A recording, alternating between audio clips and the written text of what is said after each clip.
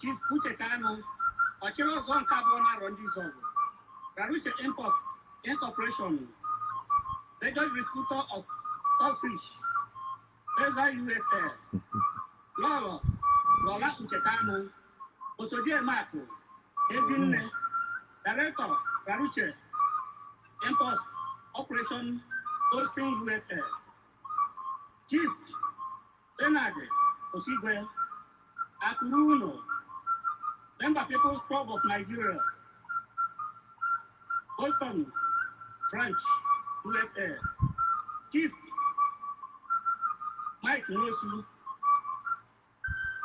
Nana Harita, all the men in Talama,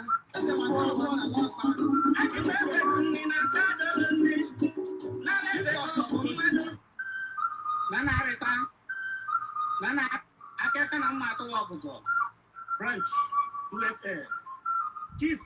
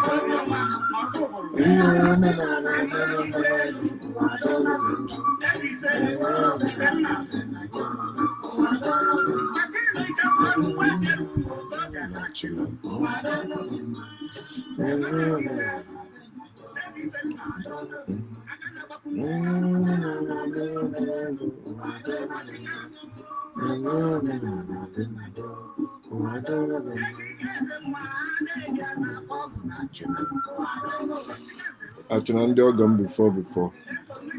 Good morning, family and friends, and welcome to the Woke Nation. It's a new day, so you're welcome to this new day. It's our day of joy, and our day of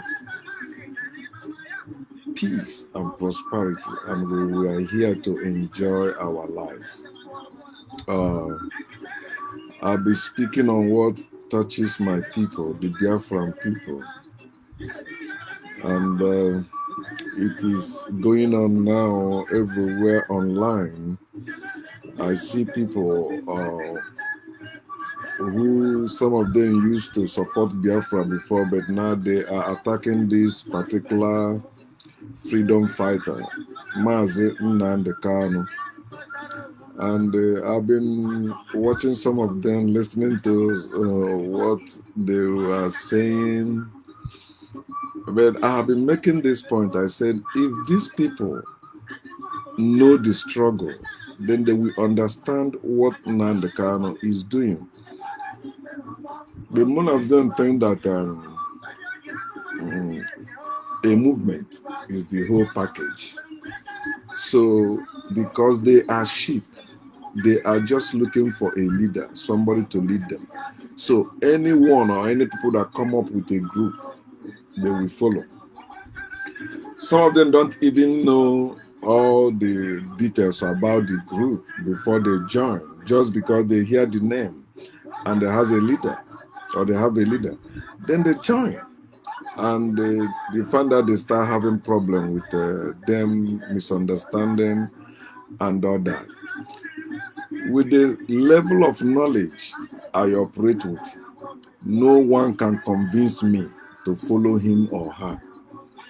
If it's something we are doing, we have to do it as all of us. I don't believe in having one leader over my life.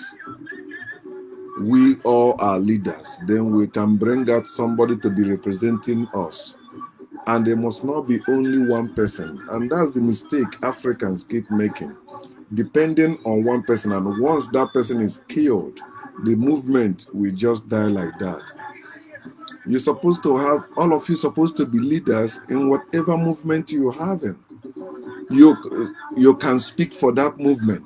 Not you going as if you are going to church again or you are going for a religious gathering again. You sit there, one person will be saying whatever. All of you, whether you're educated or not, before you join any movement or any group, you're supposed to have your own say. So if somebody asks you about the group, you can stand and talk. You don't have to quote anyone. You don't have to be educated. You don't have to know the history of the world for you to use your own brain. Whatever it is. When it comes to Biafra, right? I don't need many quoting this good. I will just go straight to what I know. I will say it. Because the woke nation, we speak what we know, not what we believe, not what we fear.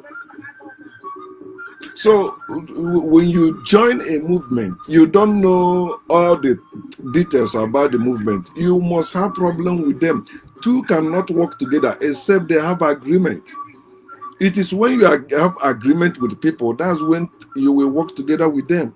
Do you know the reason why Nigerian government or Nigeria as a country is still having problem, and that problem will continue until Nigeria split?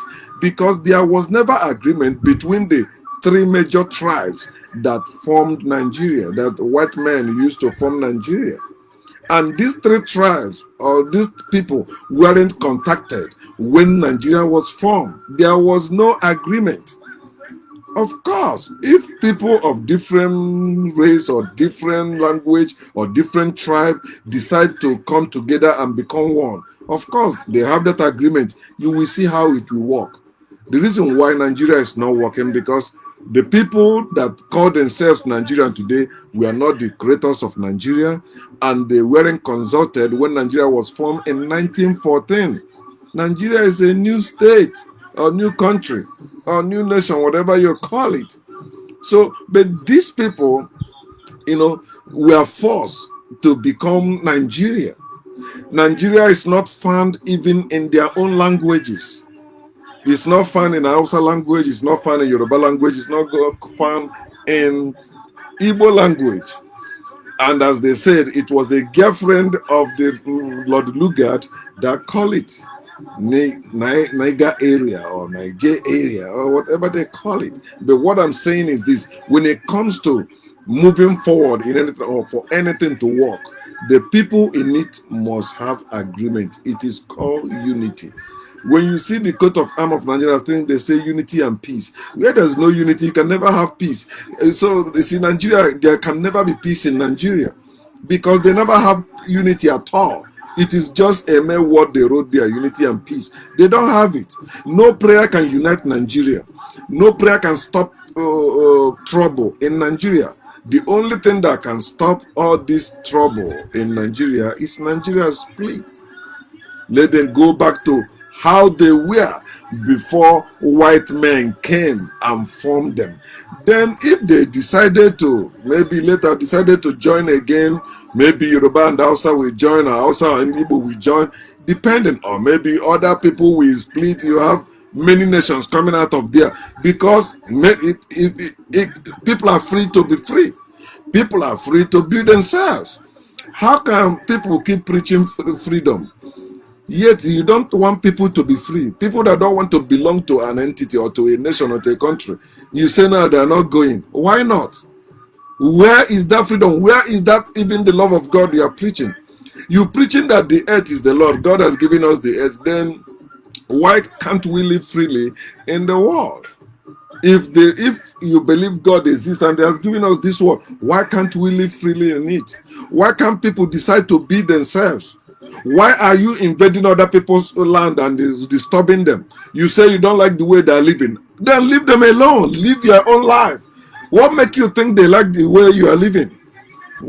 This is why you have trouble in this world. And majority of people are buying all this wickedness and seeing those wickedness as their culture, as their religion, as their tradition. And that's why you see there will never be peace in this world, because there is no unity. They have destroyed unity. And the only way you can have unity is when the majority of people wake up to know themselves. When they know themselves, they will unite. For example, an African who don't know the true history of Africa will never see another African as his brother. Or he say, oh, you're from Ghana, I am from Nigeria. You're from Kenya, I am from Tanzania. No, that is not African. African, we all are one family. Africa is not divided. We have different languages, we have different tribes and all that, but we are one family. Just as you have one father and one mother in your family, but all of you don't speak the same way. Although all of you are, let's say, Igbo family, listen to one another and see that you didn't sound differently. Some of you were supposed to put N, you put R, some put R. So it doesn't mean you are no longer one. But the oppressors came to divide us, and they succeeded. Until today, many people have embraced colonized African history as our true African history, thinking that our history started when white men came, or maybe a few years before white men came. And your ancestors who are supposed to tell you about your history before the white men came, they killed them out. You don't know it. It's through our people that succeeded in going and digging it up that we know now. Our own African historians. There is no historian that is a white man that can tell you the whole history of your own people, Africans. So these people, I see them now. So somebody made a post. He said, "Oh, if you want to get followers now, if you want people to start talking about you, just begin to post against Nnamdi Kanu." That is wrong. That is very wrong. Yeah, some people make money like that. Our people say that Allah de Homma bu urundinze. Where there is corruption, the elites or elites or however you pronounce it, they are the one that benefit from the corruption. Where there is corruption, you see the rich getting richer and the poor getting poorer because of corruption. So many people, they like it, and you see some of them that don't even used to come online before posting anything or making any video. They learn how to make video now, attacking their own brother Mazi Nnamdi Kanu. And you know, Yoruba people now will be on the sideline clapping for them. I opened that group, Bring Back Our Biafra, some years ago. And recently I see some Yoruba guys trying to come in. So I decided to be blocking them. Because I know some of them will even put Igbo name just to come in. And by their comment, you will know. I am not the type of person that is looking for followers or looking for many people to be following me about what I'm posting or saying. No. I just want people to open their eyes and live their lives. I want you to be a leader, not a follower. I want you to be a creator, not a creature. That's what you're supposed to be, and that's what you're supposed to be doing. But, you know, we have been so brainwashed, so programmed that we don't even know ourselves. It is rare for you to find an African who know themselves, or Africans who know themselves. It's very rare. And that's why when you see some people like me speaking, right? Some Africans don't even want to get it because in the back of their head they are thinking, what is this? Why is this guy doing this? Maybe he's looking for cheap popularity. Maybe he's looking for money. He's looking for this and that. That's part of the things that we touch on today. Most of our people say that, you know, why must it be you? So they want to be the one speaking. But that person didn't wait for you before that person started. So if you feel that jealous or if you feel it must be you, the sky is too broad for two birds to collide. Open your own. Have your own. You may have more followers than that person you are talking about. You don't have to attack your own brother for you to progress in life. You may progress, but guess what? It's nothing. Because you end up not helping the matter or helping to achieve what will benefit your people. It only benefited you. Maybe you have nice car, a nice family. People will be sharing your posts. Boom, boom, boom. You will die very soon. I don't know why many of you don't even thinking about death. Death is not the end, but it means whatever you are struggling or hustling to have now, you will leave them behind. It is not your end, and you're coming back to it. You think you exploit people, or you embezzle all people's fund, and all that you have gone free. No, you will suffer more. You must reap what you sow, and whatever you sow does not come in the same size you sow it. It always come bigger size. Whatever you sow come in bigger size. So you should understand that. And no, this is not about what I want to have. Who is following me? Who is that? Who is that? If I want to do that, I won't be doing or posting what I am doing on Facebook. I will invest my money in it, in boosting it and doing all that, promising people something. I can decide to be throwing at least $100 every month. Say, come up with something. If you do this, if I can see you have share my post to certain number, or if you have talked with the people about me, something like that, then you will get this, and I pay it. Oh, somebody said to me, was it two days ago or yesterday? He said, okay, what are you doing to empower? I think the person said empower, your followers or something like that. I think I just removed that person's comment after I comment there, and that's it. That I still have like his friend request. After that, he sent me a friend request, but I never received it. But some people, when they send me friend requests, I try to go through their wall to see what they're posting, especially when I see God or anything God there, I just remove the request. You can't believe in God and stay in my friend list. You can't believe in Jesus and stay on my friend list. I don't want that. Not that I don't want we can still be seeing each other's posts in groups. So long we are on social media, we'll be seeing all that. All right. So somebody that I unfriend you or you unfriend me doesn't mean okay, I will stop saying what I'm saying or we won't see again. Of course, we will see. So why are you attacking Nnamdi Kanu and his group? As he always called himself the spring leader of IPOB. I don't know what is spring about, being a leader of a group. So spring, you are the highest there. Okay, that's their business. I can never use that. Like I say, my own spring. I'm not spraying over anyone. There's no such thing as spring being. All of us have our weaknesses. All of us have our strength. All of us, whatever you think other person have, you have it. Whatever you think other person don't have it, you don't have it. Understand that. What you see that is weak in other person is also weak in you. You say the other person is lazy, you're also lazy. There's and recently I begin to say there's nothing wrong about being lazy. It's when you make it your lifestyle. It's just like in everything. Our people used to say too much of everything is bad. So when you're talking about lazy, of course, when you have vacation, what is that? That's a part of being lazy. You say you are not working now, okay, but because you have benefit or something like that, or you decide not to work, that doesn't mean you are lazy, but that's laziness. All right. So some people are not making it now, doesn't mean they are lazy. So you don't know what they're doing. Some of them lie low for a while, then they will come out. Like when I was doing pastoral work, I see how some people, I say, these people don't know me.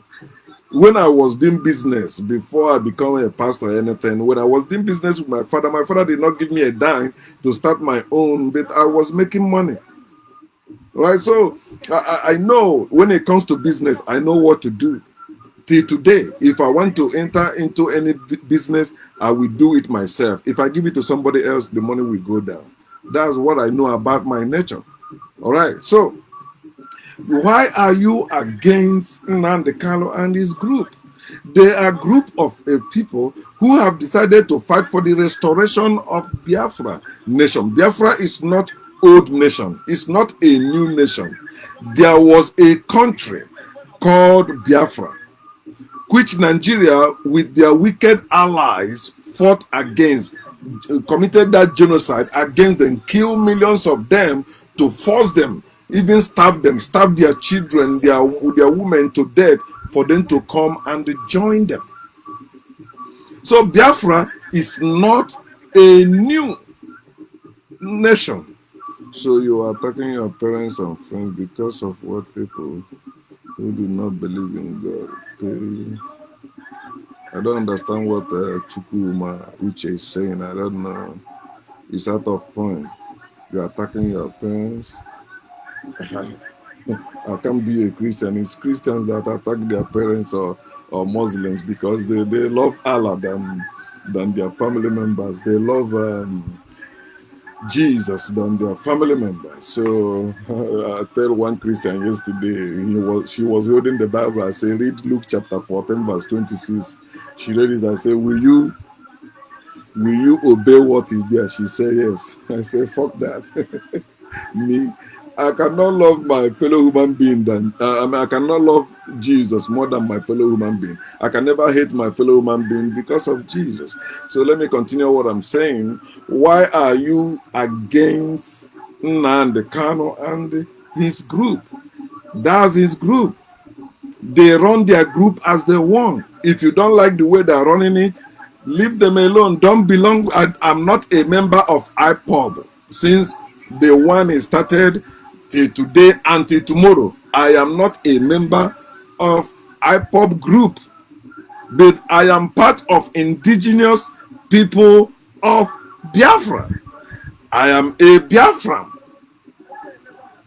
Okay, so oh, he said, you mean you don't attack Christians? How can I attack Christians? No, I attack Christianity. You are stupid asking me that question if you have been listening to me. And this is my word. Don't come with that bullshit.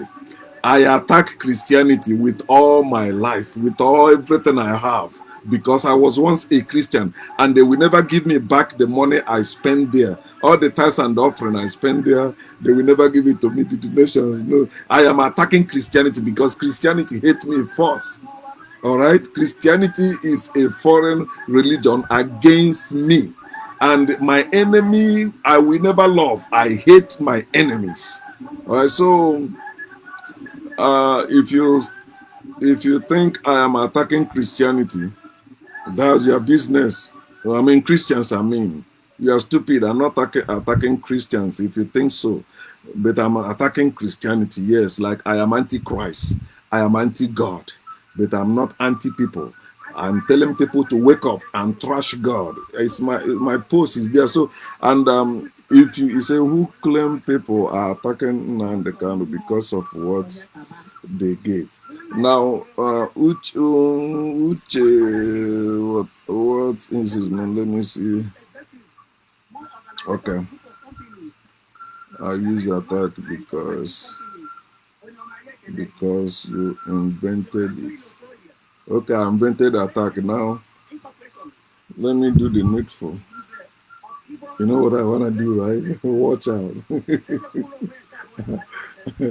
It's my wall. You can't come and shit on my wall. No, you don't do that.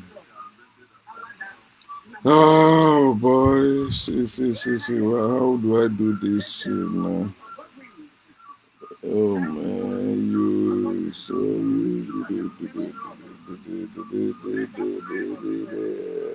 come on. Mm, he said Chukuma Uche.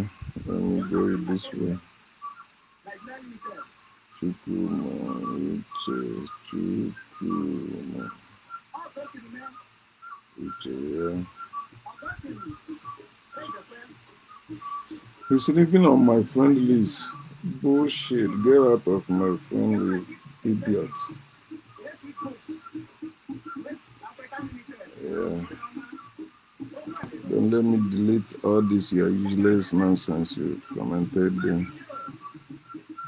I don't care whether you are from my village or whatever, that's your business. Always listen before you vomit your nonsense on whatever people are doing.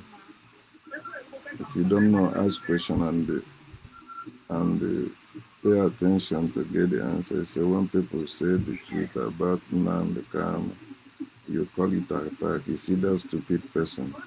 I already blocked you, so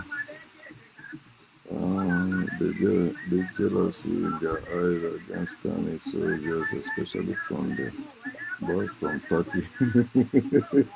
It is quite sad.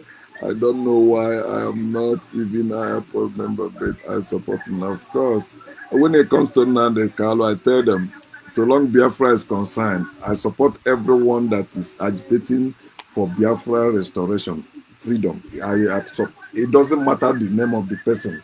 It doesn't matter where the person comes from, Nigeria. But so long you are talking about the restoration of Biafra, you're welcome. All right. So he said one of his comments. He said, "You call people speaking the truth attack at Nnamdi." I never say that. I didn't say they speak the truth. Then it's attack again. No, they say that. I can read also. Like Aunt Ugo, you mentioned about, they said the boy from Turkey. I remember when I used to argue with him about Donald Trump. I say I live in America, but this guy was talking, and I'm not just living in America, maybe being workaholic. No, I follow American politics, whether at work, at home, anywhere. I listen. Anytime I come back to work, I watch what is going on because I'm in America.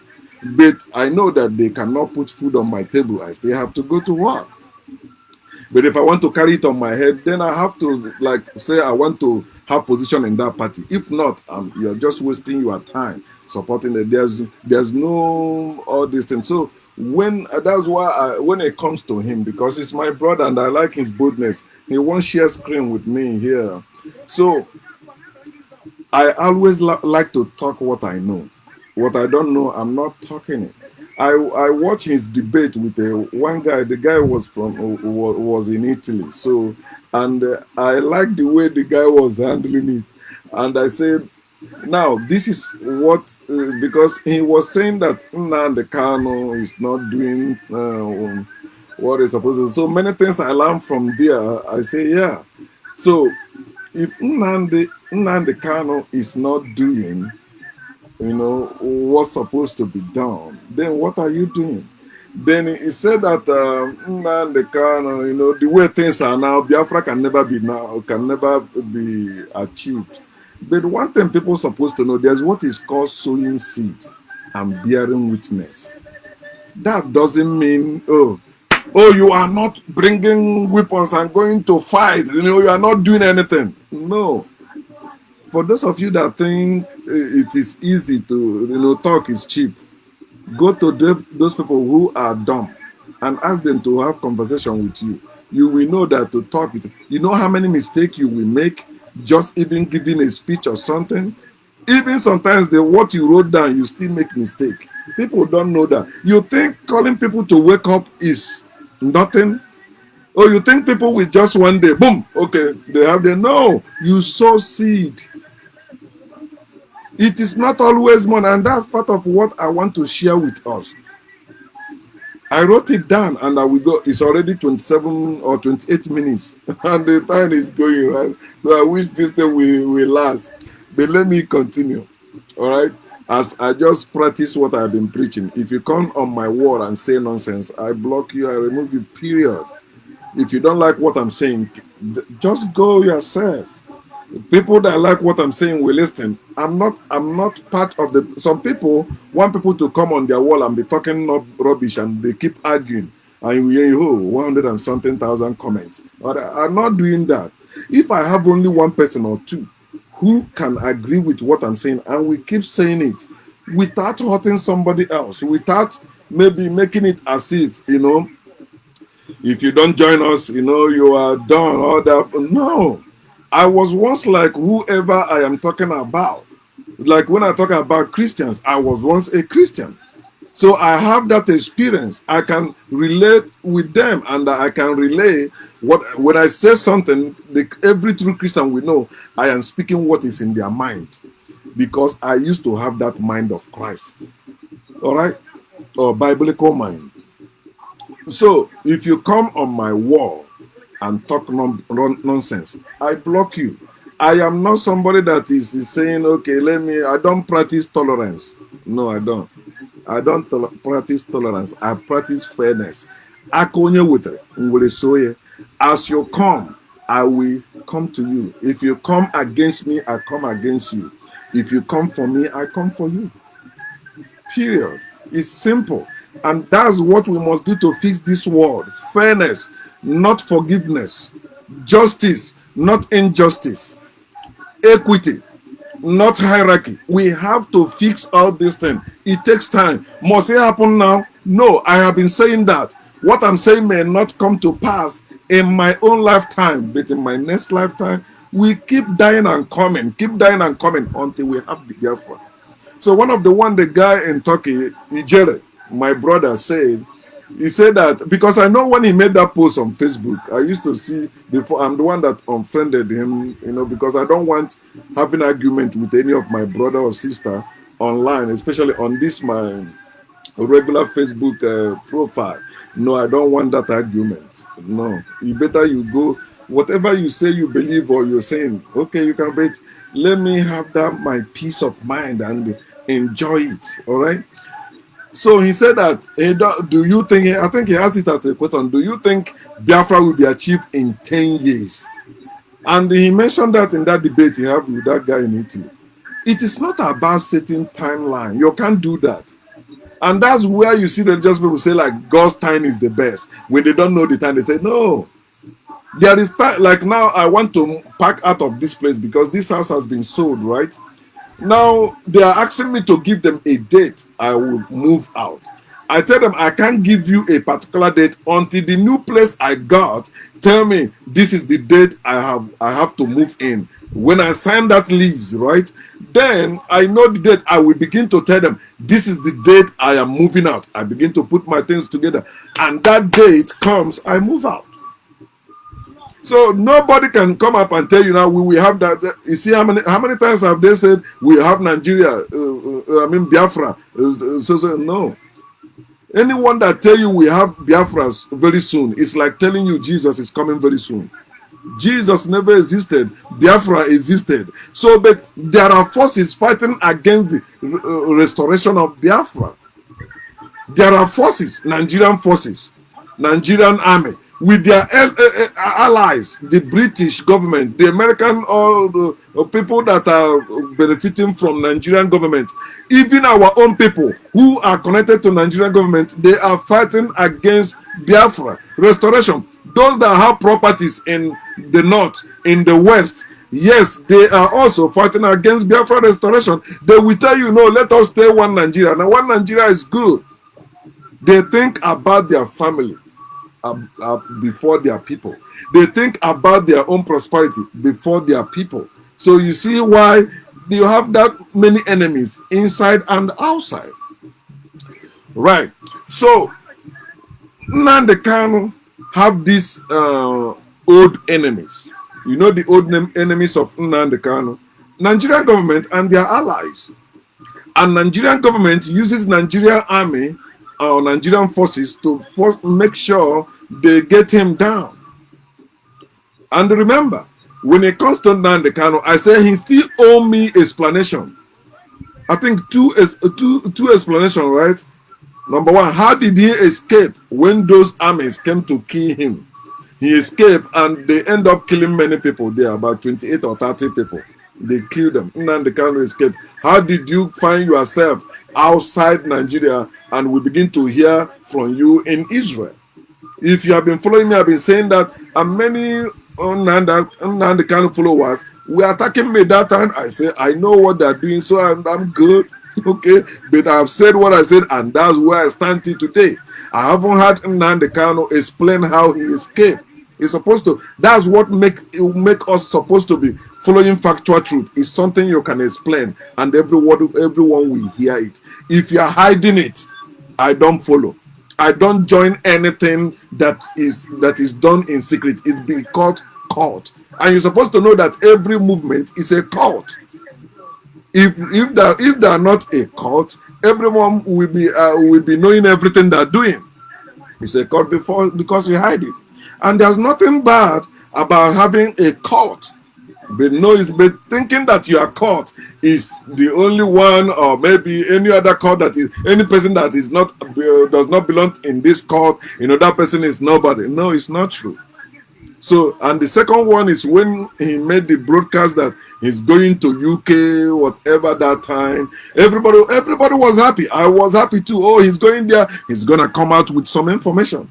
Nnamdi Kanu came out. They say no, he's not saying what they discussed. I said that's bullshit. If you want to keep it secret, you're supposed to start keeping it secret from the beginning. Don't tell the public you are going for a meeting. Then you come out, they ask you for the outcome of the meeting. You say you are keeping it a secret for a reason. That's bullshit. You say you don't want some people to know, but you didn't think that like that when you say you are going. And that's where you see the evil of government. They will say something or they do something in secret. They say it's what is that word they call it? Classify. It's classified. If you reveal it, it's against government. You're revealing secret. All that bullshit. Then they had to redact some lines and give you what you want. That's why government wanted to be ignorant. And the same thing, court leaders, religious leaders, the political leaders, they want you to be ignorant. They cannot tell you the whole truth. If they tell you the whole truth, you will run away from them. And that's why they want you to remain ignorant. So Nnamdi Kanu have that old enemies, which all of us know already. Nigerian government is after Nnamdi Kanu. They arrested him, put him in jail. Right? Then he get out. Then after he was doing his evangelism, as he used to call it, boom, they come against him. They come with armored tank in his house. And they ran away. How many of you that is talking negative about Nnamdi Kanu has Nigerian government army, Nigerian army, not police, so Nigerian army with their armored tank invaded your own father's compound or wherever you are living in Nigeria? So you're supposed to understand why. All right? Because Audimba, Ahogo Gimie, or Audimba, Ahorobori, Nigerian government and Nigerian army is the old enemies of Nnamdi Kanu. And some of you that are talking trash about Nnamdi Kanu now, we aren't talking anything against Nigerian government when they went after Nnamdi Kanu in a country where you say there's democracy, in a country where you say it is not military rule, in a country where you say people can do their protests, peaceful protests. You did not say much about Nigerian government as you saying about Nnamdi Kanu now. I'm still coming to that. But those of you that think, because if you have listened to Nnamdi Kanu talking about Biafra, again, I don't listen to Nnamdi Kanu when he's talking about Jewish bullshit, prayer bullshit. I don't do that. I'm not with him when it comes to that. But when he talk about the history, when he's talking about the history of America or supporting Donald Trump or supporting Israel, talking about Israel or Bible, no, that's bullshit. But I say that I support anyone and everyone who is agitating, talking, posting, supporting the restoration of Biafra. If you listen to Nnamdi Kanu very well, he know at least the history of Nigeria and Biafra. And what you will learn from him is deep. But these days, especially these days, he start all this question and answer stuff. That thing is not good. To me, I say to me, that's my own opinion. It's not good because I know how our people act.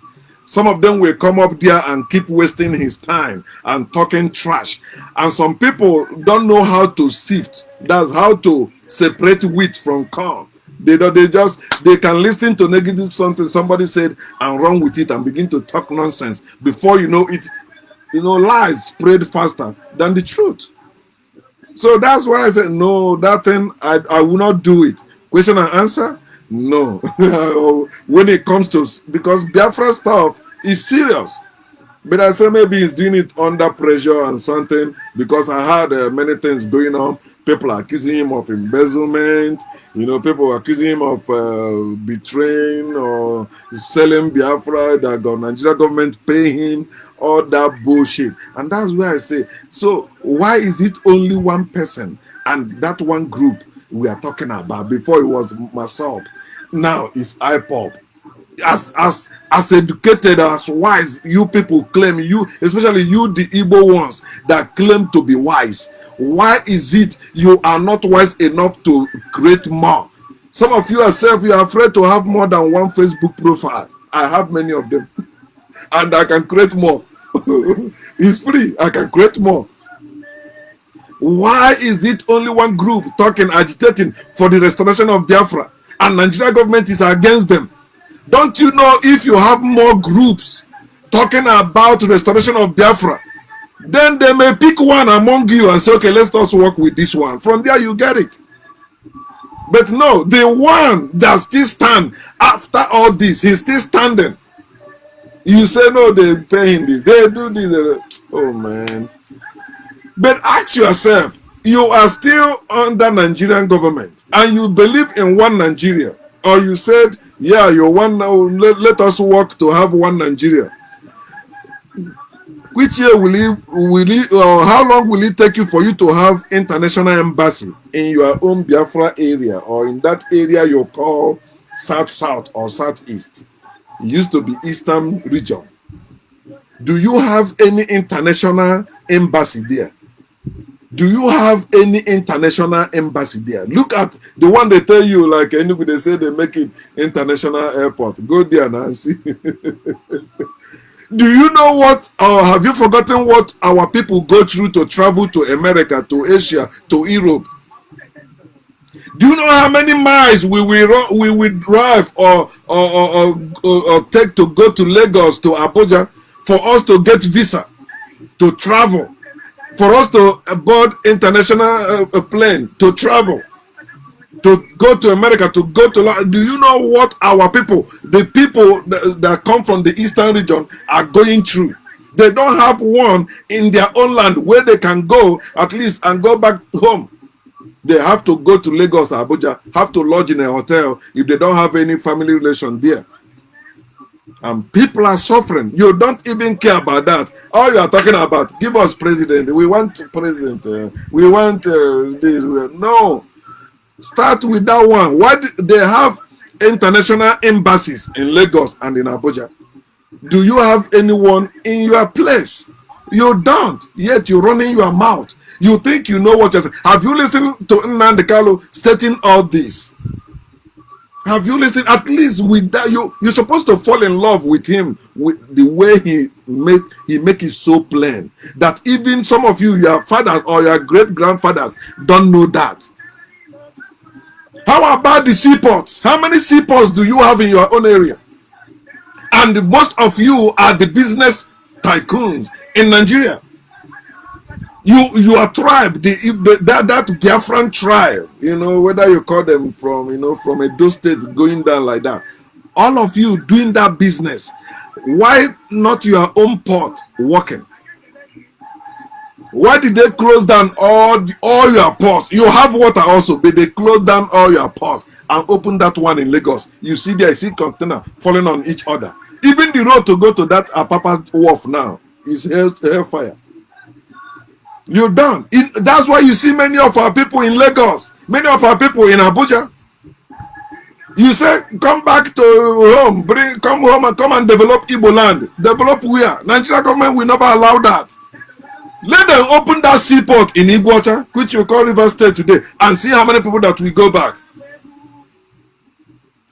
When main market was the #1 in the whole West Africa, right? That was when, before all this China stuff and all that. Well, who made it so?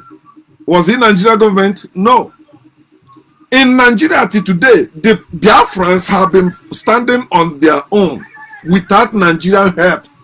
And those people that claim they are going to represent them in Nigeria, they just take the money because, okay, you say no, they give it to them, they squander it.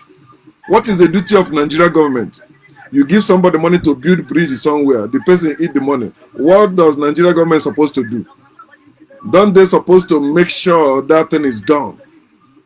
They give it to you, tell you, don't worry, do it as you want, then you can buy your people rice and take all the money and build mansion for yourself and live well. Nigeria government, okay, it's your people that is making you so. No, it's not.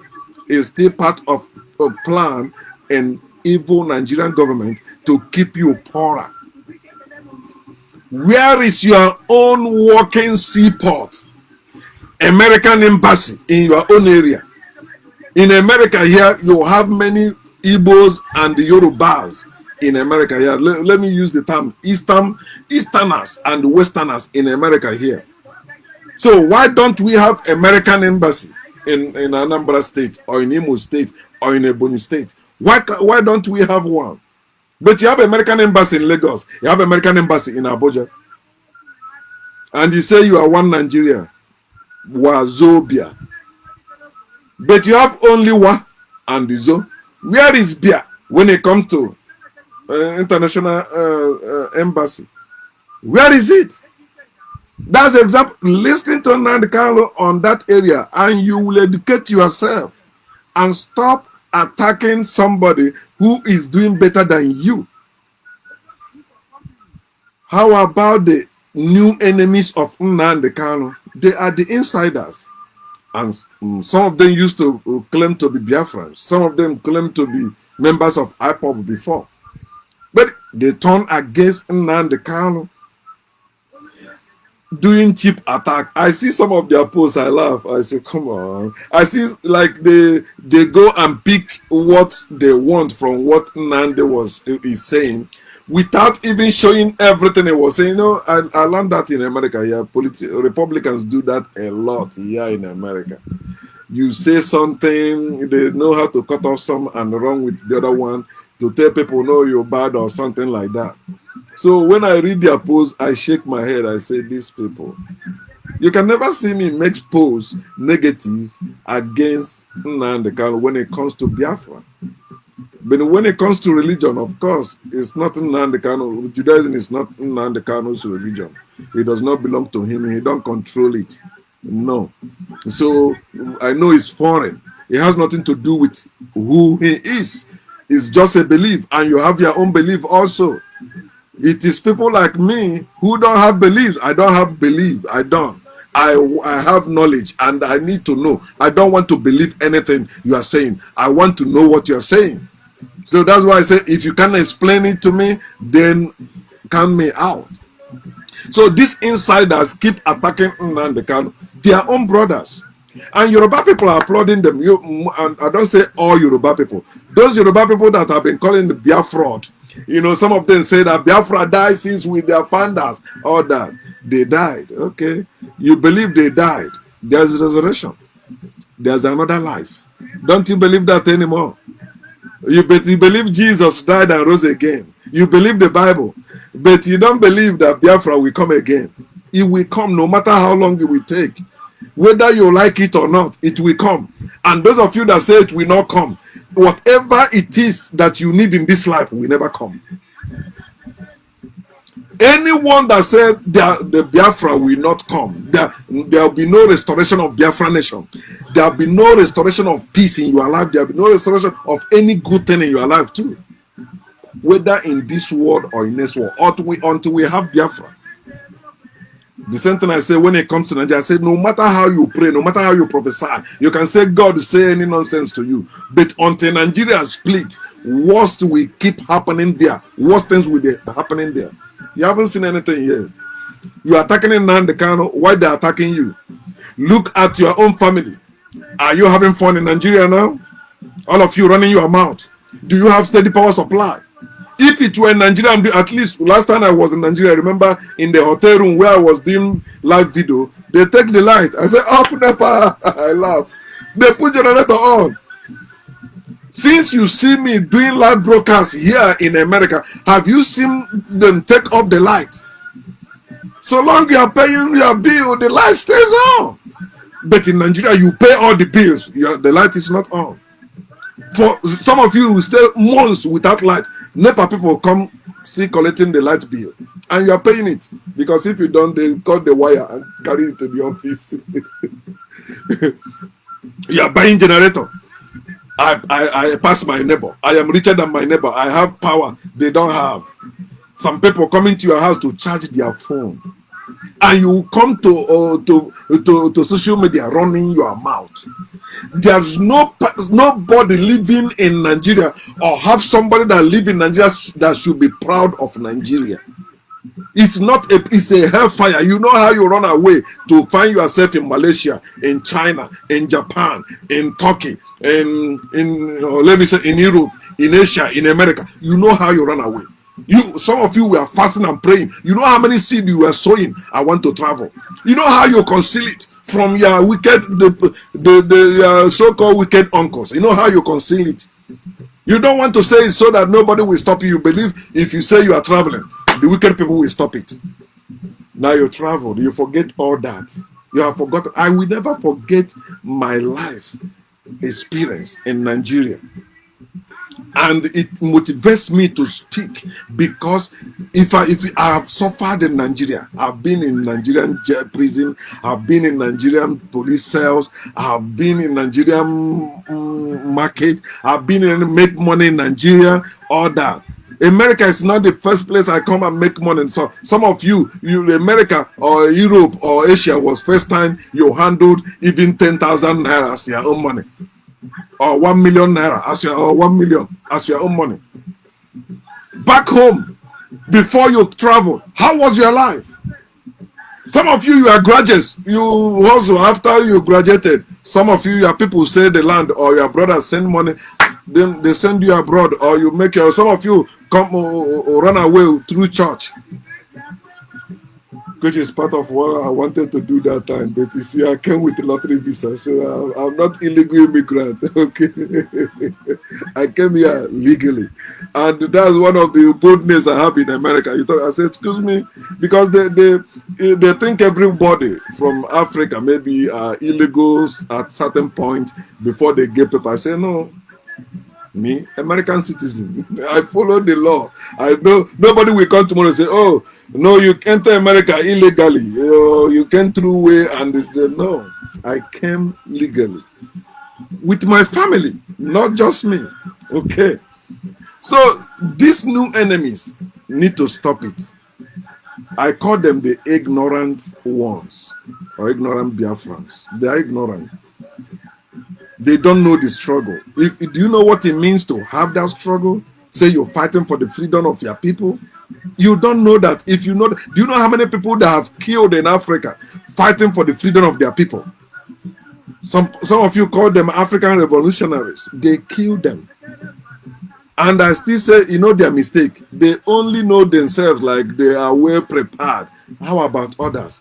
And when I'm talking well prepared with English word or with diplomatic nonsense, no, they were not prepared. They are fortified. They did not fortify themselves. Like if you shoot them, it will not penetrate. You come to catch them, disappear. You need such thing in Africa. It is our home. You're supposed to know how things goes there. Some of you say, no, I don't believe in that. It's a lie. Okay, you don't believe until it happened now. You see. Of course, you don't have to believe. Know it. I call them also timid Biafrans or timid Igbos. They are cowards. You know, they are scared. Some of them are scared of war. Oh, why are you talking there? You know, you know what happened during the war. And so, will we stop fighting because of fear of death? Somebody's coming to kill you. You say, okay, I don't want to die. What do you want? Okay, please leave me. Keep me alive. You can take everything I have, but leave me alive. I just want to be alive. That's useless. Death is better than slavery. It's better to die than to be slave. Some of you that are saying they kill people, do you know that those people they kill, they are better than you? It's better they kill you than the life you're living. I see some of you say, now the guy say kill me. Of course. When you are not helping the matter to free your people. What type of life? Why are you staying alive for? Tell me why are you living? Sometimes I cry when I even think about how our people are suffering. But you came up with that slave mentality. What have you done for our people? That's number one thing they always come up with. I hear people saying, what has Nnamdi Kanu done for our people? You know, when they say that, do you know what they mean? Is he feeding the poor? Is he doing water borehole? Is he building road? What is Nnamdi Kanu? You are stupid. Is Nnamdi Kanu your president? Is Nnamdi Kanu your governor? Is Nnamdi Kanu your local government chairman? Is Nnamdi Kanu your traditional ruler? That are the ones you're supposed to be asking. Those that have power. Give Nnamdi Kanu power, then you can ask him that question. They even ask me that question sometimes. What have you done for your people? You are that's slave mentality. Slaves always, what have you given to us? What did Obama do for black people? Slave mentality. Instead of them to fight for their freedom, they are fighting for bread, daily bread. Give us this day our daily bread. Slave mentality. You a grown up, somebody that say he went to 4 walls of university. Some of them are living in abroad, still asking that dumb question. What has Nnamdi Kanu done for our people? Is Nnamdi Kanu supposed to be the only one talking about Biafra? Is Nnamdi Kanu your father? What has your own father done for you? Start with yourself. And those people you are saying you are people, don't they have parents? That's one of the things we have failed to fix, and we must fix it. Start with you, your family. You're talking about Biafra in your own family, in your own life. Are you Biafran? When you go to your family meeting, are you talking about Biafra? No, you begin to talk about, you see this road, and you have people you elected. You went and voted. When Nnamdi Kanu asked you to boycott vote election, you say no. You still went and vote. It is good. Wars keep happening. Because you don't want to learn from your past. You will keep repeating that nonsense that you are running from. Say, what has Nnamdi Kanu done for our people? A lot. Don't you have read up Biafra today? A lot. Don't you see that Nigeria government don't want you to have Biafra because of what Nnamdi Kanu is saying or doing? They don't want you to be free. Nnamdi Kanu wants you to be free. Freedom is better than cake. The cake you want them to give to you is good. You can make more cake or better one when you are free. The cake they bake, they can put anything and give you, and even things that will kill you. But when you are free, you make your own cake and live better. The second thing they ask also is, when are we going to have Biafra? As I said earlier, there's no deadline. Okay, this is when we have Biafra in 1 year time, which is that what my brother Ijele in Turkey always does his base when it comes to what he's taking about Nnamdi Kanu. And I was surprised when I heard that he said they want to debate Nnamdi. You don't need to debate with anyone. Do your thing. Why are you debating? Debating for what? Tell me why you are doing this. No, do your own. Why do you want to know what why Nnamdi Kanu is doing what he's doing? Do your own. Leave him alone. Daily I make live broadcasts. I make posts. Of course, see me now. You know how many times Facebook has given up blocking me, or people that are reporting me, maybe I've removed them. Because I find out also many days when people report your post, that's when Facebook will block you. But for some time now, they haven't blocked me. I say, okay, let me say, maybe because of the race issue going on in America, that's why they slow down. When are we going to have Biafra? You making noise. All this year, we haven't had Biafra. If Nnamdi Kanu tell you Biafra will come this year, he's not telling you the truth. Anyone that tell you this is when we will have Biafra, no. But when majority of us who know that we are Biafran, I didn't say who claim, who know that we are Biafran, if we continue speaking about it, making posts about it, keep saying contribute your own. Anytime you hear contribution, your mind go to money. No. Your words is greater than money. Your words can do greater things than what money can do. You have to value your word. Your word is a seed. And the seed, in that seed, you have great Iroko tree. It may look small, but there is great tree in it. When are we going to have Biafra? How many of us is working and fighting for the freedom of Biafra or restoration of Biafra? How many of us?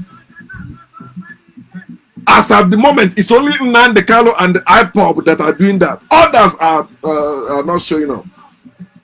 Some of you with Ralph Umezurike. Who is stopping him? And let him come out, not maybe New Year you come and say something. No, come out and say, let them, yes, if Nigeria government keep chasing many of us or many of our people who are out, who have people supporting them, they can do something. You will see how it will be creating more wave in the whole world. Then we come to the next point I want to talk about. Who is supporting Biafra in the world? That's another thing all these educated fools keep asking also. Because they see the people, the world powers, they are not supporting us. Then how many of them have you contacted? Have you contacted any world power? Have you told them about Biafra? Don't you know that your post you are making about Biafra may get to them directly or indirectly? You don't know that. You have the sea, the ocean of social media for you to spread that ideology about that truth about Biafra. You are saying who among the world power? Of course, if you want to get anything in the world today, you have to work with the world powers, which prove that you are God, Chukwokika Biama, or Jesus, or Yahweh, or Elohim. Oluwa, whatever God it is you are worshiping is useless. It cannot give you anything in this world. You said who is supporting Biafra in the world? I thought you said you believe in God. I thought you said there is Chukwokika, there is Spring Bean. God's time is the best. God will do this. God said this. Nobody will say no. So if God say yes, nobody will say no. Why are you still struggling? Why do you need the world powers? If God say yes, if God exists and God say yes, then no world power will stop it. All of them will bow. You say at the name of Jesus, every knee bow. God say also at his name, every knee bow. Nobody's bowing.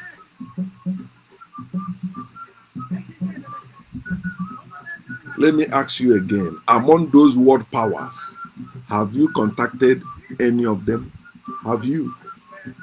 Have you? Things will happen. You say, God will judge them. God will do this. You see what you are doing. Our people. That's in a comment box. So let us see your profile, your wall, and see how you are promoting or fighting or working for the restoration of Biafra. Put Nnamdi aside. Put his group aside. How about you and your own group? Nobody asked me to open that group and that page about Biafra.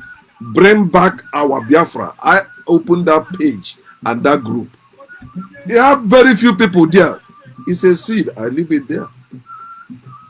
You ask me my contribution. Go to Facebook and put Bring Back Our Biafra. You will see me. I opened that page and that group. But you're expecting me to bring money. Come and take it now. Where is your gun? Come and take it. You want me to give you money to get Biafra?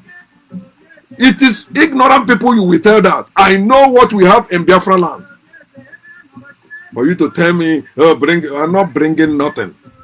When majority of us wake up, know ourselves and unite to get Biafra, we have everything we need to get Biafra. Forget all those ignorant Biafrans that are attacking people that are fighting for the surrender, or those cowards, or those upset ones, especially they are elderly ones. They are elders, or those living in abroad. They get upset. Nnamdi is insulting people in America. No, he's not insulting you. You remember when he came to America and they asked for arm? You say no. Arm for what? They are killing your people with arm today in your villages. Fulani herdsmen have AK-47. Your own vigilante group in your own village, do they have AK-47? And you are not bothered to ask who gave these cattle rearers AK-47. And you have businessmen in your own area, millionaires in your villages, in your towns. And you can have your own AK-47. When Fulani herdsmen know that you have people that have AK-47, do you think they will come killing you? No. They know you don't have. You have people that are praying, prayer warriors. God will help. God protect us. I cover myself and my family with the blood of Jesus. I sprinkle the blood of Jesus over the boundaries of our land. No Fulani herdsmen will come in. They will not kill anyone. Oh, they kill. Our people, wake up. Wake up, wake up, wake up, and stop being stupid. There's no God Almighty that can give you anything in this world. Freedom is not given, it is taken. You have to know. I shared that post about that young lady. I like that young lady.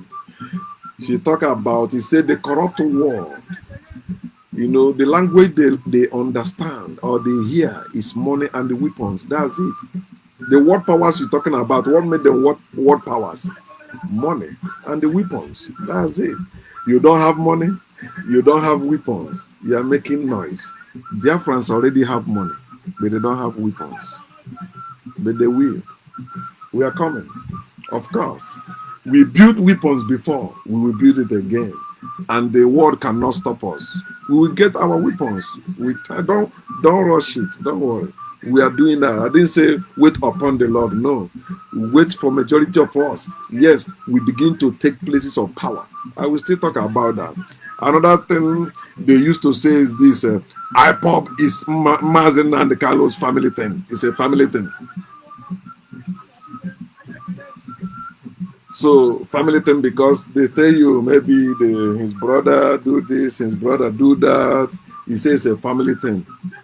But I thought you called it group before. Or you're telling me you want a position in the group because they did not give it to you and give it to Mazen and the Carlo brother. Can't you think that maybe somebody is using Mazen and the Carlo's brother to make it appear like it is a family thing? Do you think you are dealing with dummies or with stupid people when you are dealing with Nigerian government? You don't know who you are dealing with.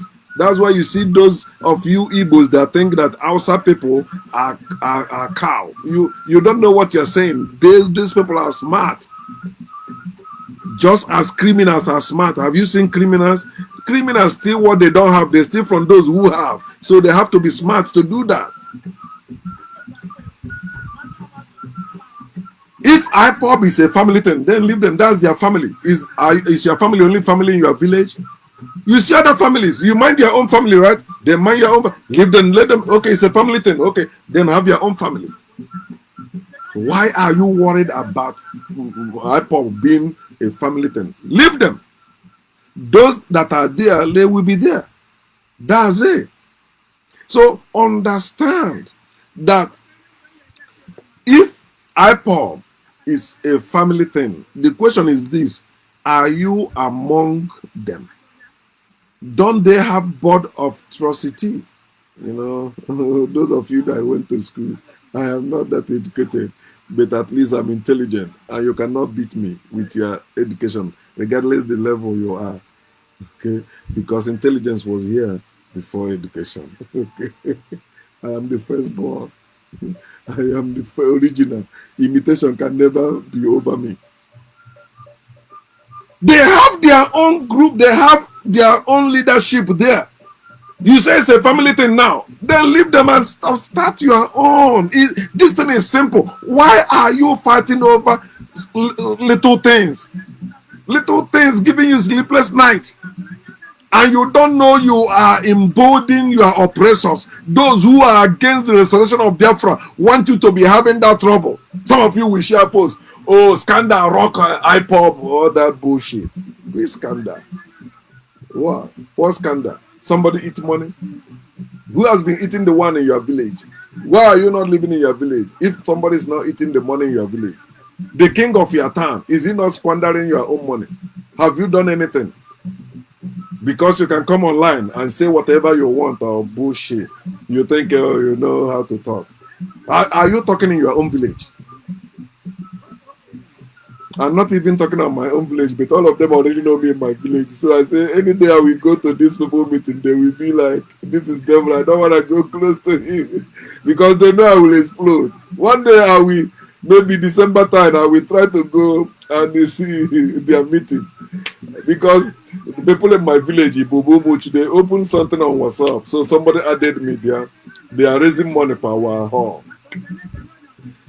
And somebody gave, they say, oh, God bless you, this and that. I say, why are you guys mentioning God? I don't want to be in anything you mention God. If God bless that person, so you let that God give you the money you need. Why are you thanking God for money somebody? Oh, may God replenish you wherever you pray. That's bullshit. They block me out of it immediately. If we gather as a people to do something, let us do that thing as a people, not bringing imaginary being in it. God, this, God, I hate that. Let us pray before we pray for what? Pray for what? We are here. Let us discuss what we come from and go. Period. That's part of the division we have among us.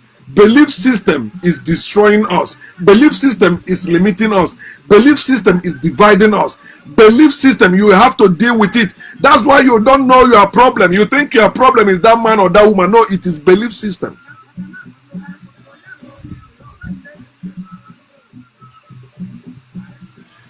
And another thing some of them will say, which is number 15, is Mazen Nandekalo is a fraud. He's exploiting our people. He's robbing our people. Oh man, I say these people, these people, these people. Can you have a movement without money? You need money to run a movement. If even those here pastors that are on television, don't you hear they tell you, please, if you don't want us to go off air, you know, we need your support, we need your seed, you know, we need to stay up. And they tell you that God send them all. God Almighty send them. Yet they need your money to stay on air. But when it comes to, because you think you get erection, whenever you hear Nnamdi, he says a fraud. He's taking money from people. From who will he take money from before? Have you run a group before? Have you run a movement? Movement will go nowhere without money. And when that money comes, some people will come with their nonsense, saying, no, the way you are spending this money, we don't like it, all that bullshit. Then he become a fraud. Now he's a fraudster, right? Fighting for your own freedom. Fighting for you to have good road, for you to have electricity, steady power supply, for you to have simple, basic things in life. Why are you guys easily forgotten how our people are suffering? You used to suffer, or you didn't suffer when you were in Nigeria? No matter your level in Nigeria, whether you are rich or poor, you are suffering in Nigeria. All of you. I suffer. Know how many times I have malaria? Because mosquito was biting me. You know, life is hell in Nigeria. Yet you will come smiling while you are suffering. You are deceiving yourself, lying to yourself. You say it's a fraud. He's robbing people. He's taking, they say they raise money for weapon. He use it for this. Of course. He's the spring leader, right? Of course. He can decide, okay, this is how we spend this money now. So no. But he never said that about your religious leaders. They use your money, they send some to Rome. They send some to England or to their headquarters or that. You say you have given it to God. Then see the money you are giving to IPOB also, that's to God. Nnamdi is preaching Chukwokika Abiyama. Okay, he prays, right? Nnamdi is a man of God in IPOB. He's your GO. He's their GO, General Overseer. He's the General Overseer, spring leader of IPOB. How many of you have questioned your General Overseer in your own church, in your own religion? How many of you? But Nnamdi, you start having an erection and you begin to talk nonsense. How much have you given to him, Nnamdi? How much have you personally sent Nnamdi? What is your account? Okay, I'm sending this money to you. I like what you are doing. You never done that. But he came up with idea, or him and his people came up with idea how they can be raising money. You say they're defrauding people. That's the stupid statement. And if you still hold on to that, you are stupid. Because you yourself, you cannot run a movement. You have to know how to raise money to run a movement. You see all the movements in America. they still asking for money. I say, when they say you are $1 we go, I say, me, you will spend millions to campaign and you want me to bring $1, not bring it. Even when they do the kids stuff, like co-workers, they come with something, they say, you know, my child's school, my child is selling this candy, $1. I say, I'm not doing that. Because I know in America, government have all the money to take care of all that. You see the stimulus check they sign, the money they sign, $2 trillion. American population is not up to 2 trillion. It's not up to 1 trillion. With wickedness of men, you think at my level of exposure, when I mean exposure, knowledge, research, you think I will fall for all these things? No. They can raise money all they want. There are people that will give to them, but not me. Because I know if you want money, there are things we can use in Biafran land to get money without asking the poor. But Nnamdi Kanu and his group are not in charge of Biafra land yet. And you're talking.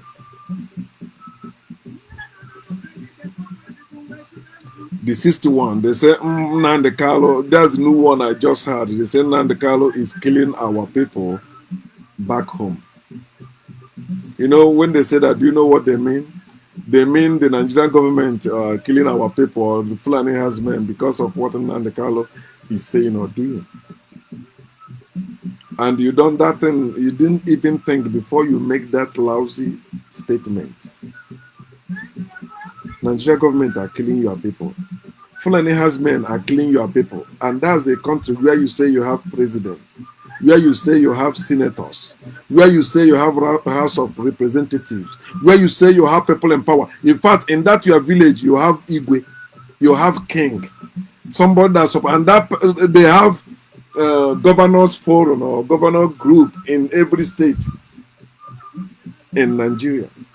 And you're telling me Fulani herdsmen, we're in a state where you have governor, Fulani herdsmen use gun or machete and come and kill your people. You are putting it on your own brother who is living in abroad. You say, yeah, he's there making us their statement that they are killing your brothers. Nnamdi Kanu has proven to you that he's greater than you, more smarter than you. When he ordained formed that group, you know, they call it something BSS or something like that. Some of you attack him. You say, why are you having that? You know, you cannot have army in another this thing. But in the north, Muslims have those things. Nobody's talking. But your own brother, this guy has sat down and no, for you to get freedom, you have to be armed. It's not a joke. If you are not armed, they will be killing you. Then when you want to arm your vigilante group in your village, you go and buy them double barrel in the night. Boom, boom. Oh, you have gun. These people come with AK-47, man. I know how somebody died. They are killing you. And you are living in fear of death. Then saying your brother is making them kill your people. You are people who actually want to die for that cause. Yeah, there are still our people who are ready to die for Biafra, whether you like it or not. And you that don't want to die for Biafra, look at your life. How far? How far? Some of you are in America. You are hiding in America. How far your life? You know how you run away from your house. Every Saturday you go somewhere, hang out. You're looking for where is party. Go and dance away your sorrow, which can never go away until you wake up.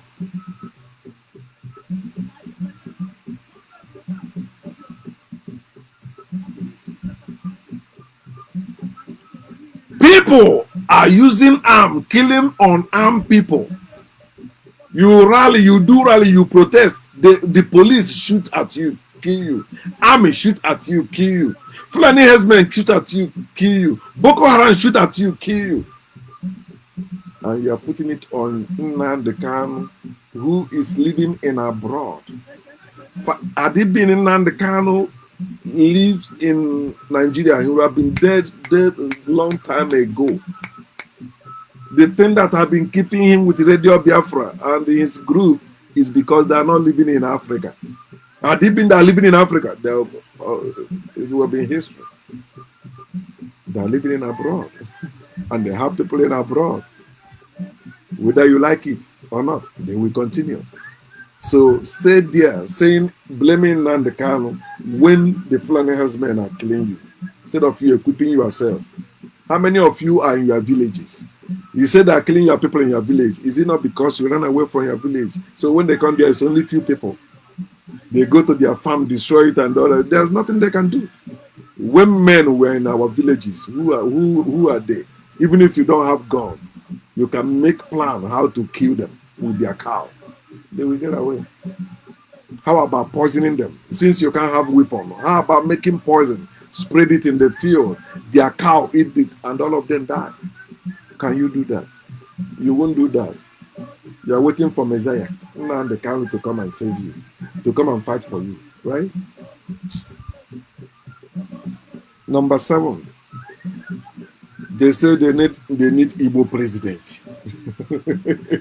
Let Nnamdi Kanu stop talking about Biafra. We need Igbo president. You are stupid. That's because you don't know Nigerian government. You don't know politics. You think politics is chieftaincy title. That's what many of you think. You think politics is chieftaincy title. This is what you pay money to get. I pay you money, no? The Fulani people will never let go power. It will be over their dead body. And that's the only way they will let it go. And that's when Nigeria will split. Because when Nigeria split, they will just die natural death like that. That's it. They will never let it go. You say you want to have president. They can give you president, but your president will be just like your governors today. Don't you have governors in your states? Do they have say? In Imo State, last time they did the election and they voted that man in. Didn't federal government overturn it and put their man there? I don't know what you're saying, giving you president. Good luck, Jonathan. Where was he from? He was a president, right? The weakest president in Nigeria. Weakest. Very weak. They say, no, I don't want bloodshed in Nigeria. You don't want. How many people have died since he gave up power? Whether you give them power or not, they will keep killing you. People will keep dying in Nigeria. And those people you think, oh, what power are listening to us? When they come to Nigeria, have you seen them in your own area? They go to North. But they will tell you Muslims are killing people. I mean, Muslims are killing people in Nigeria. They goes to them, doing business with them. You are the one that will be running your mouth. They are against Islam because they are killing people in Nigeria. No, it's Nigerian government with their allies, especially the British government. They are behind all that. They kill millions of us in that genocide they call Biafra Nigerian war. It's genocide. It was not any war. People say they don't belong anymore. They do not say, we fight now, give us a Biafra. No. They say, no, we don't want to belong anymore. You come against them. Then you say they can't fight to protect themselves, to defend themselves. If it were Nigeria Biafran war, so why are they not teaching us that in Nigeria schools? Why are they not teaching about Nigerian Biafran war? So to keep you informed. They are not teaching you that. It was a genocide. It was evil. Because white people will ask, what did the Biafrans do that make you go after them? Or they say they don't want to belong to Nigeria no more. That's it. They did not pick up and say, I'm fighting Nigeria now to get Biafra. And they never said that. They said, we don't want to belong. Because of what was happening then, you were killing them. How can you be killing me and I see say, we are one? We are not. And every year, they keep killing you people, your people. And you say, no, we are one. You are asking for a president. You want to be president. You want Nigeria. If we become president, we will do. You are lying. It can never happen. They can never let it happen. They will ask you to go do that. Then they will send one of your brothers. Give them money.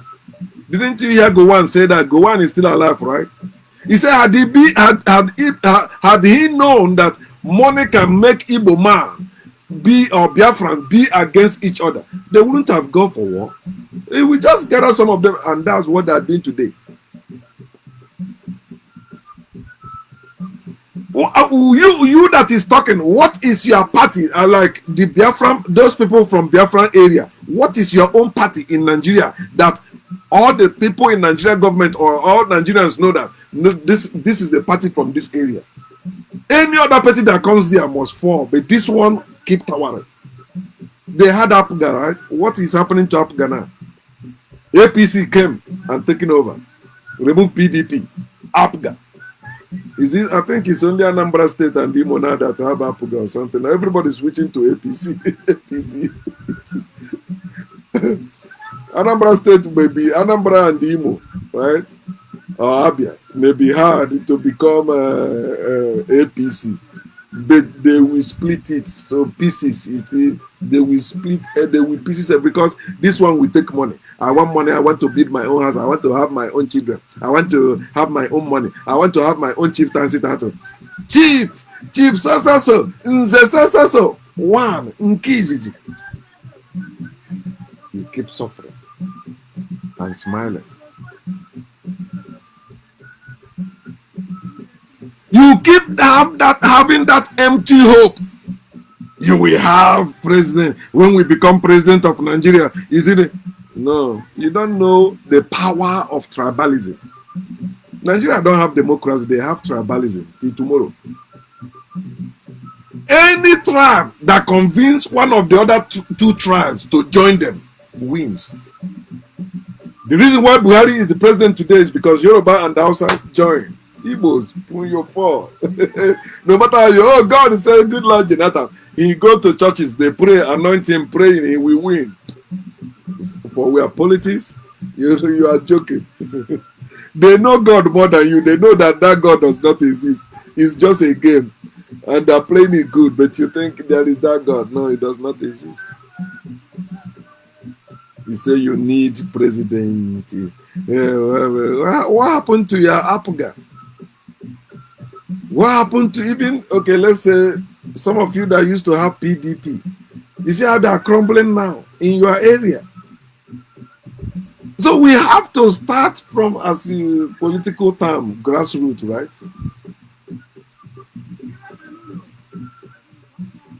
Where is your own political party in Nigeria?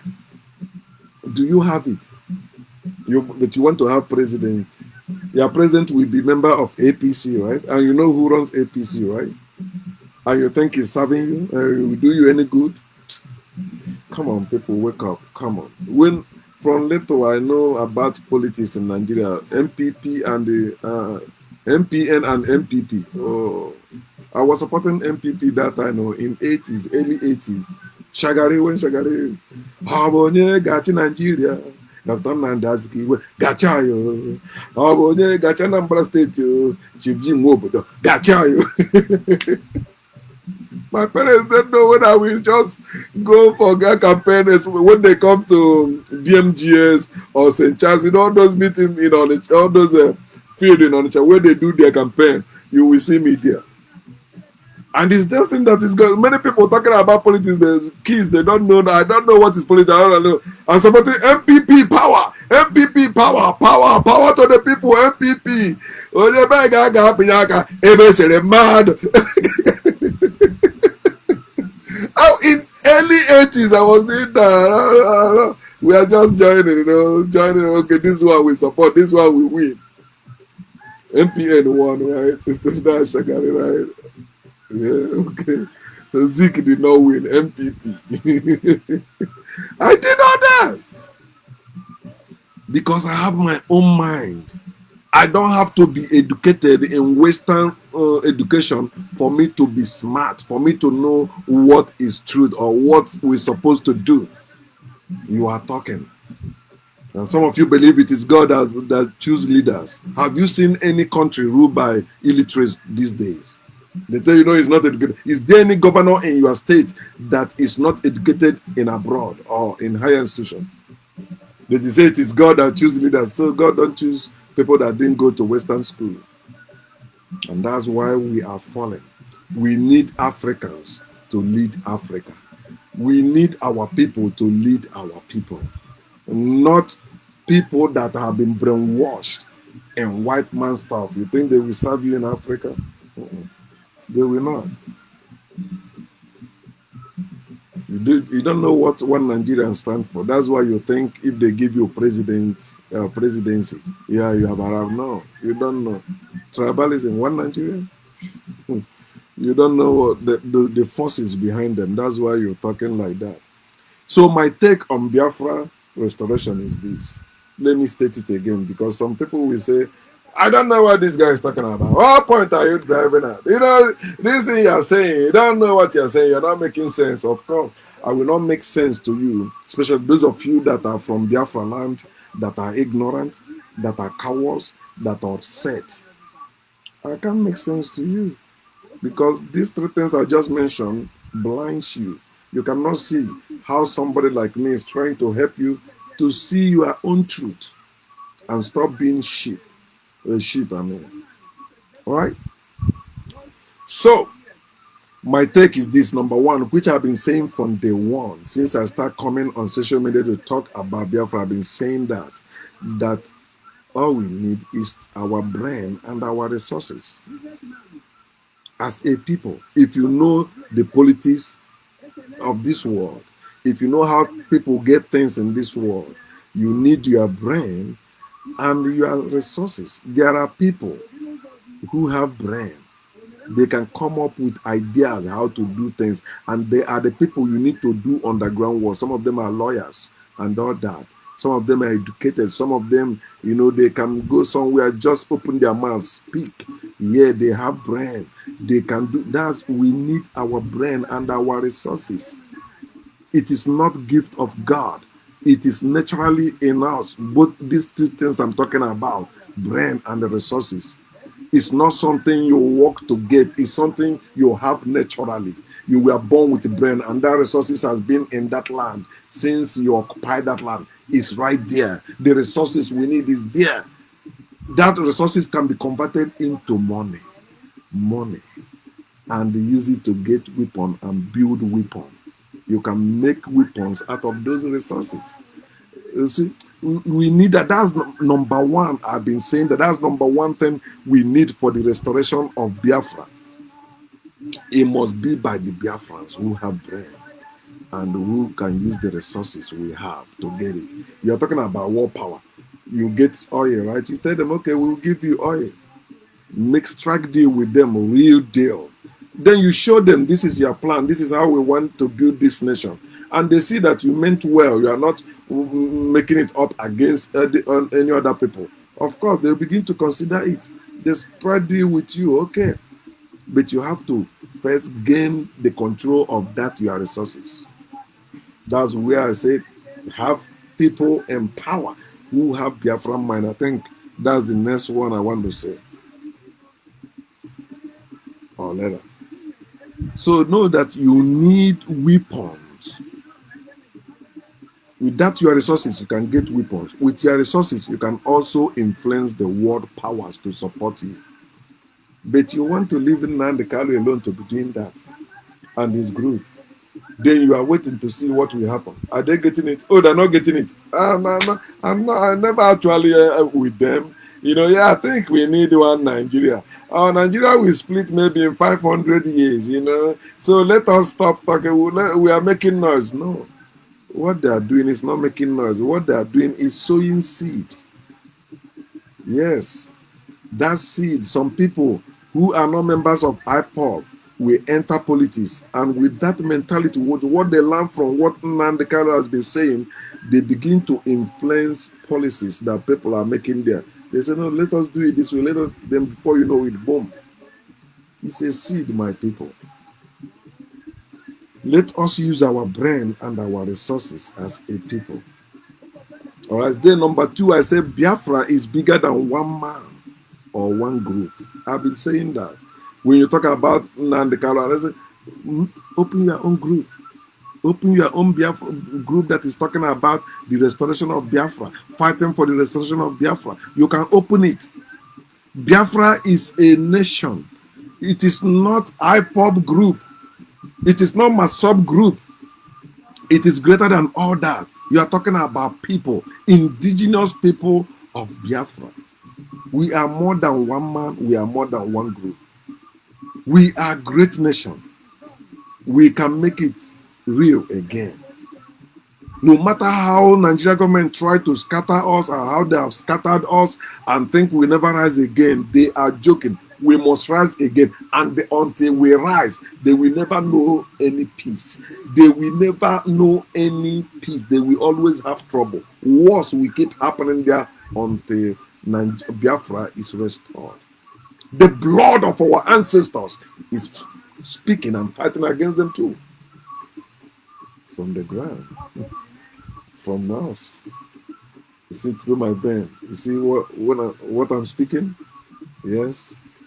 The blood of my ancestors, the Biafrans you killed in that genocide, is speaking through me. And you cannot stop it. It is time you have your own multiple groups as a people. If we have many different groups talking about or fighting for the restoration of Biafra, you will see how it will get better and it will be drawing us closer to actualizing it. It is possible, but attacking somebody else that have a group when you don't have one means you are stupid. You can see it as an insult, but if insult will make you have a rethink, I will look for more insult to heap on you. Attacking Nnamdi Kanu is a stupid act. No matter what is driving you, that thing will kill you. Leave it.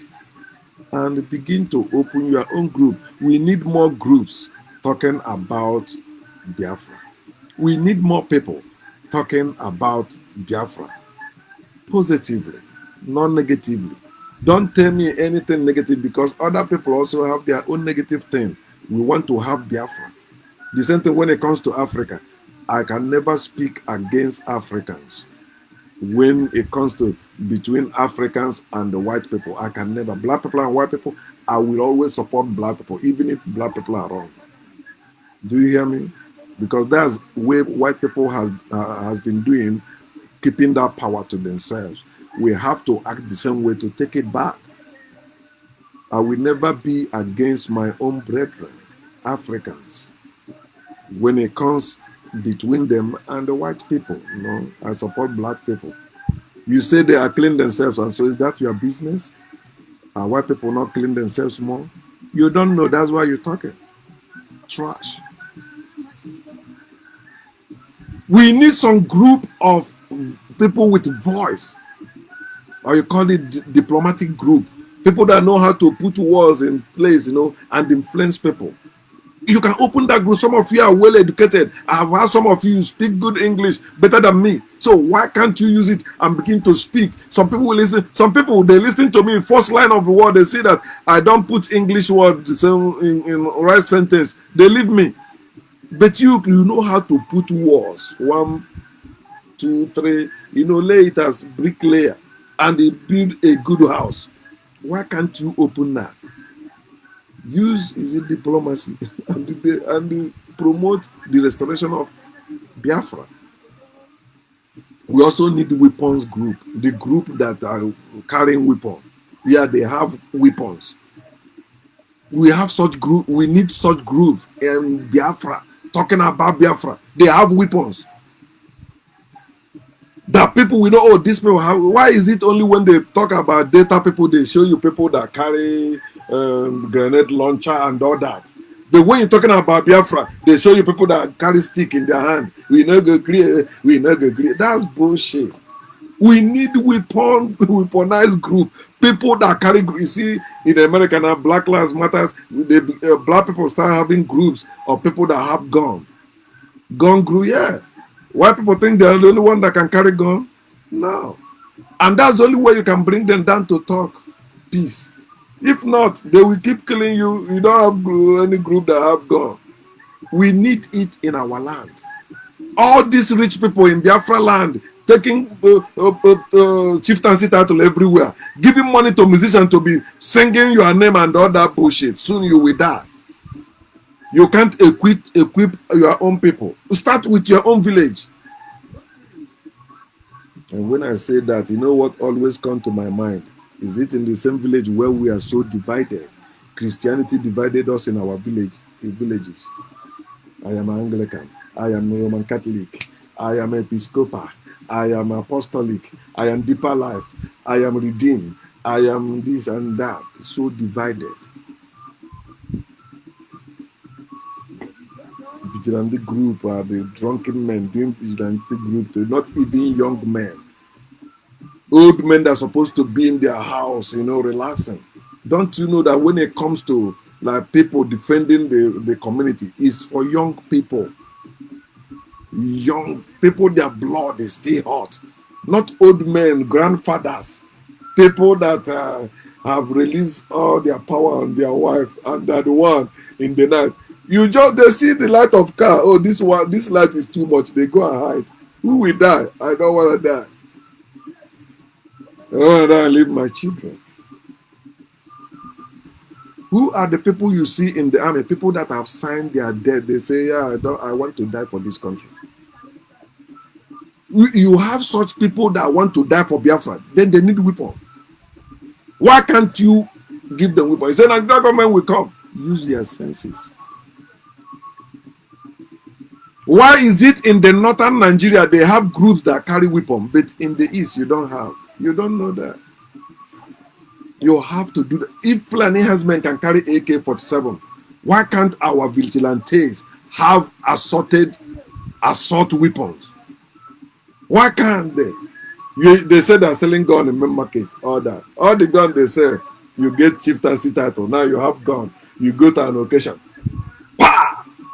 Pa! They clap for you. Oh,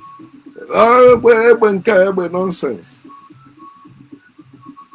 And you think you are going forward. You are not. That's my view. The second one. The third one is this. Work on our villages, towns, and states in Nigeria, which take me back to what I was talking about, having political party. Handle Nigeria with a double face. You have to do that. This face support Nigeria. This face support Biafra, but they are one. But we are using this face that support Nigeria to confuse Nigerians, to get what we need from Nigeria. But this one is working for our restoration. So when the time comes, this one that is before Nigeria, we tell Nigerians, you know what? We want to go now. We are ready. We don't want to be here anymore. The reason why Nigerians still have any stamina in their mouth or whatever they're doing, because the people that are representing you in Nigeria, they are their puppets. They give them money, they begin to talk nonsense. You hear what the governor of Anambra State said? He said, Fulani herdsmen kill somebody, they bring 500,000, right? Because that's what the language our people hear, money. Oh, I kill you. Okay, take this money. You must bring money for his burial. You kill him. You must bring money. That's what they care. They don't care about the posterity anymore. They keep giving birth to children. Doomed.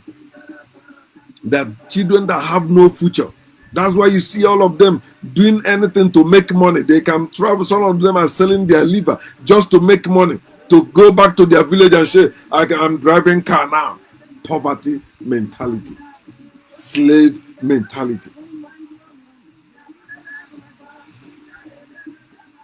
Fourth one. So which one will I make my fourth one? My stand on Biafra. Biafrans are the only ones who will bring Biafra.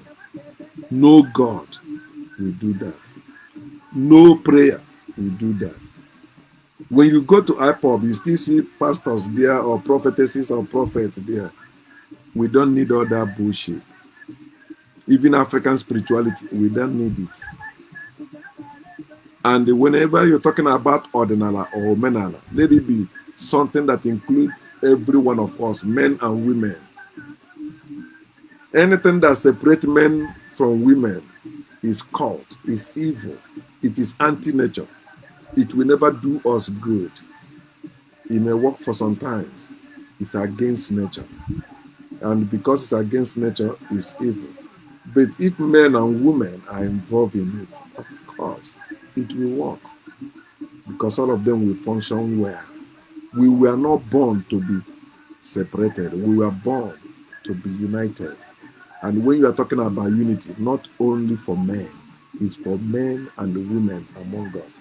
There are women who can come up with greater ideas how we can prevail. Don't suppress them with that belief system of Judaism, belief system of African spirituality. Those belief systems separate, divides us, and destroys us. We need to trash them and live our life. I am begging all of you that are against Nnamdi, please don't do that. Even if he's doing wrong, ignore that. Start your own group and do your own thing. Let us be against Nigeria as we're supposed to. Not being against Nigeria for all Nigerians to die, no. It's to be against Nigeria for us to be free from Nigeria. We want to be free from that bondage. Nigeria is British bondage. Nigerians were not the one that created Nigeria. There's no Hausa man or Igbo man or Yoruba man that will come today and say they were there when Nigeria was created. None of them. This thing is simple. You don't need any God or any level of education for you to know that. All right? My friend say, tell them now the color that we are not Jews. Or you just came, right? Now the Kali is not telling you to join Judaism or something. No, he's talking about the restoration of Biafra. Some of them that are against him with Judaism, don't you have your own religion? And some of them that are against him now is because he was talking against Christianity, which have destroyed our land. So understand that, like, personally, I hate religion, right? Judaism, I hate it because I know it's slavery. But that's not Biafra. I'm talking about Biafra. I'm talking about Biafra. You that is talking, there are things you believe, I don't believe. There are things you are for, I am against. But when it comes to Biafra, let's talk about Biafra. Even money, put it behind. Anytime you will talk about money, if you are bringing your own money, maybe to support anyone. You don't have to support IPOP. You can support people if you want to. And nobody should force you to contribute. Nobody should force you to give your money. Unless you stole that money. But if you work for that money, use it wisely. Use it wisely. It is your money. Don't let anyone cajole you, force you, or talk you into bringing your money so they will use it. No. It is time you mind your own business. Our main business is Biafra. Let us mind Biafra. If Nnamdi and his group is not doing well, leave them and form your own group or join another group. Let us have multiple groups, like in polygamy. One man, multiple wives. One nation, Biafra, multiple groups. Polygamy is not a sin. Polygamy is not evil. That is natural way of living. Understand that. So Biafra must stand, and all must hail Biafra. Udo Doron.